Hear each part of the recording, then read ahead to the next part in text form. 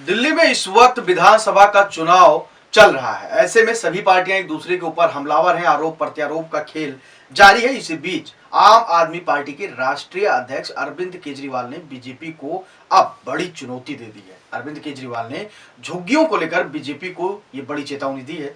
उन्होंने कहा है कि जिनकी झुग्गियां तोड़ी हैं उन्हें उसी जगह पे मकान दें और उन पर चल रहे केस वापस लिए तो मैं चुनाव ही जीवन भर में कभी नहीं लड़ूंगा। अरविंद केजरीवाल ने दावा किया कि बीते 27 दिसंबर को उपराज्यपाल ने सकुर बस्ती रेलवे कॉलोनी के पास बनी झुग्गियों का लैंड यूज बदल दिया। अरविंद ने कहा कि 10 वर्षों में केवल 4700 घर भाजपा ने झुग्गियों की जगह दिए हैं, जबकि दिल्ली में 4 लाख झुग्गियां हैं। अगले 1 साल में भाजपा सभी झुग्गियों को तोड़ने जा रही है। बीजेपी चुनाव खत्म होते ही सारी झुग्गियों को तोड़ देगी, ऐसा अरविंद केजरीवाल का दावा है। अरविंद केजरीवाल ने आगे कहा कि बीजेपी झुग्गी वासियों को धोखा दे रही है। बीजेपी कह रही है कि झुग्गियों की जगह मकान देंगे, लेकिन 30 सितंबर 2024 को रेलवे ने इस जमीन के टेंडर कर दिए हैं।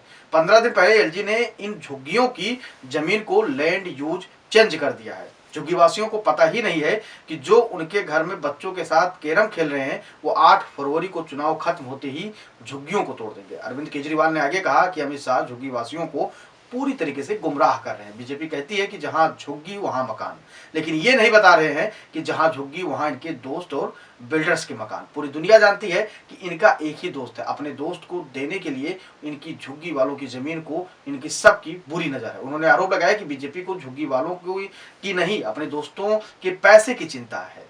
10 साल पहले बीजेपी ने झुग्गी तोड़ने की कोशिश की थी। मैंने अधिकारियों को यहां लाकर झुग्गियां तोड़ने नहीं दी थी। उस दिन ये जो बुलडोजर लेकर आए थे उस अफरा तफरी में एक 6 साल की बच्ची भी मारी गई थी। बीजेपी को झुग्गी वालियों की जान की कोई परवाह ही नहीं है। अरविंद केजरीवाल ने आगे कहा कि बीजेपी ने सारी झुग्गियों को तोड़ने की योजना बना रखी है कि कौन सी झुग्गी किस जमीन को या प्लाटदार को देना है। अगर झुग्गी वासियों ने बीजेपी को वोट दी तो बीजेपी एक ही साल में सारी झुग्गियों को तोड़ देगी। बीजेपी ने 3 लाख झुग्गी वालों को बेघर अभी तक किया है।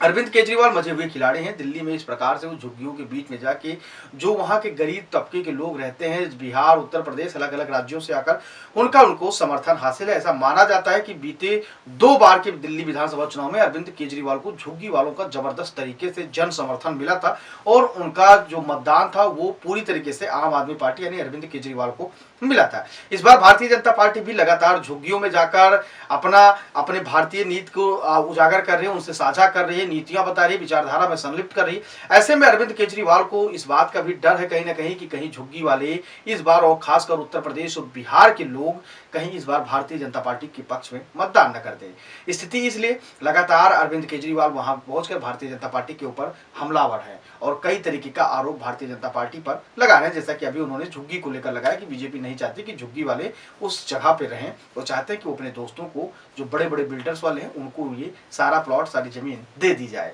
लेकिन अब देखने वाली बात ये होगी, वहीं भारतीय जनता पार्टी लगातार केजरीवाल के ऊपर हमलावर है। भारतीय जनता पार्टी का साफ तौर पर कहना है कि केजरीवाल दिल्ली के लिए आपदा है, भ्रष्टाचारी है, यानी कि उनका साफ तौर पर एक और निशाना उन्होंने लगाया कि दिल्ली शराब घोटाले में साफ तौर पर इनके बड़े नेता संलिप्त थे और इनकी गलत नीतियों के कारण जो शराब थी, जो दिल्ली में बिकती थी, उसको भारी नुकसान का भी सामना करना पड़ा है। अब देखने वाली बात यह होगी कि दिल्ली की जनता इस बार दिल्ली के विधानसभा चुनाव में किसके ऊपर भरोसा जताती है और किसके पक्ष में मतदान करती है, क्योंकि ये बड़ा चुनाव है और दिल्ली में अगर केजरीवाल को मुंह खानी पड़ी तो भारतीय जनता पार्टी के लिए सफलता की सबसे बड़ी सीढ़ी मिलेगी।